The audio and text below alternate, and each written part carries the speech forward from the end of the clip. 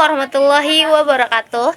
Selamat datang pemirsa dalam program Lensa Berita. Bersama saya Amelia Septiani. Hari ini kami akan membawa Anda pada rangkuman kegiatan perkuliahan di kelas KPI 5C UIN Sultan Maulana Hasanuddin Banten.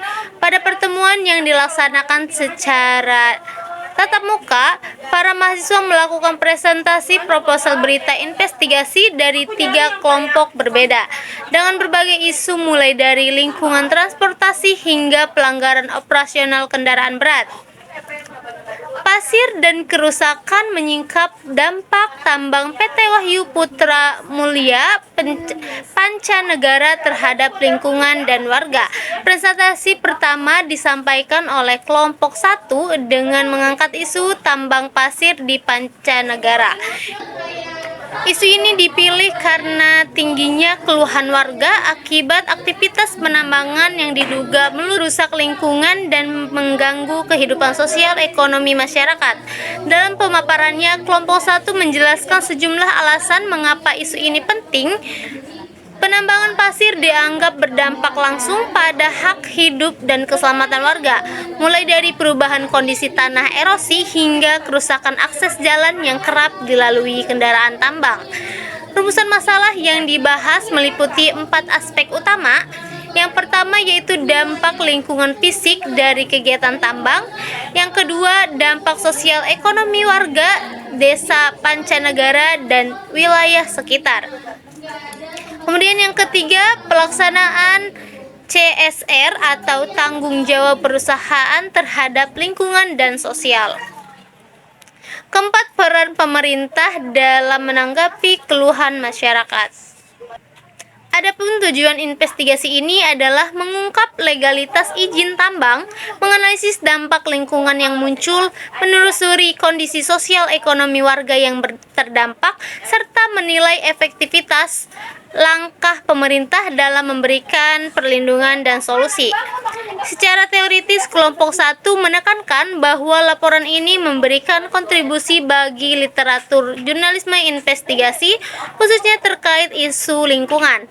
Sementara manfaat praktisnya diharapkan dapat menjadi rujukan bagi pemerintah dan lembaga pengawas. Juga memberikan pemahaman kepada masyarakat mengenai risiko aktivitas tambang pasir. Metode investigasi meliputi observasi lapangan, wawancara dengan warga dan pihak terkait, serta studi dokumen seperti izin dan AMDAL.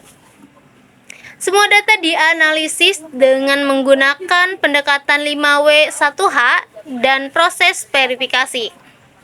Output dari riset ini dirancang menjadi laporan investigasi berbasis data, video dokumenter pendek, dan infografis dampak lingkungan.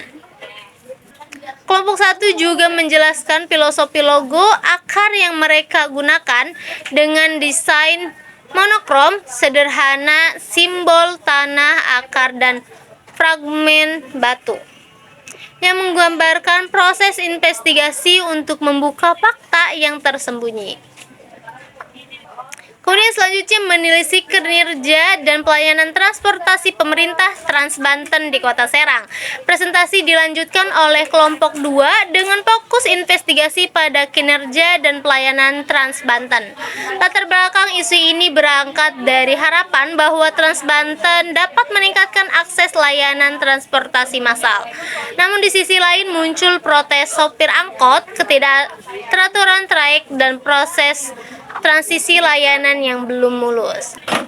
Dalam batasan masalah, kelompok 2 membahas kinerja operasional dan mutu pelayanan dengan segmentasi penonton yang ditujukan untuk masyarakat luas sebagai upaya edukasi publik.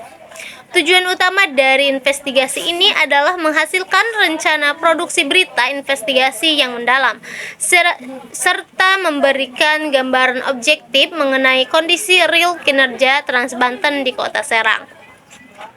Manfaat penelitian meliputi peningkatan kemampuan mahasiswa dalam merancang berita investigasi, menjadi referensi edukasi transportasi publik, dan memberikan tontonan informatif tentang kualitas pelayanan Trans Banten. Ada beberapa alasan mengapa judul ini dipilih. Yang pertama yaitu karena Trans Banten adalah isu yang sangat aktual. Kedua, banyak munculnya keluhan dan protes supir angkot. Ketiga, transisi transportasi yang belum merata. Dan keempat, menghadirkan ketegangan antara modernisasi dan keadilan sosial. Kelima, adanya kebijakan yang dianggap top down. Keenam, dan perlunya investigasi untuk menggali fakta yang tidak terlihat di permukaan. Metode penelitian menggunakan pendekatan kualitatif melalui wawancara observasi dan pengumpulan data lapangan. Objek yang diteliti adalah kinerja operasional, rute pelayanan, dan dampaknya bagi pengemudi angkot serta masyarakat. Lokasi penelitian mencakup area UIN Banten, Ciceri, Pakupatan, dan halte Trans Banten. Berdasarkan analisis awal, ditemukan bahwa pelayanan belum sepenuhnya optimal, sehingga masih diperlukan evaluasi untuk meningkatkan efektivitas dan inklusivitas layanan. Larangan putaran roda dan waktu menelusuri dampak truk odol yang kian meresahkan warga. Presentasi terakhir berasal dari kelompok 3 yang mengangkat isu pelanggaran jam operasional truk odol di wilayah Kramat Watu. Masalah ini dinilai kronis karena truk muatan besar tetap melintas di luar jam ketentuan, dengan pengawasan pemerintah yang dinilai masih minim sekali.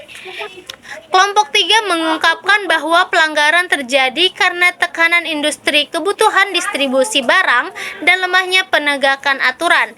Dampaknya dapat dirasakan langsung oleh warga berupa kemacetan, meningkatnya resiko kecelakaan, dan kerusakan infrastruktur jalan.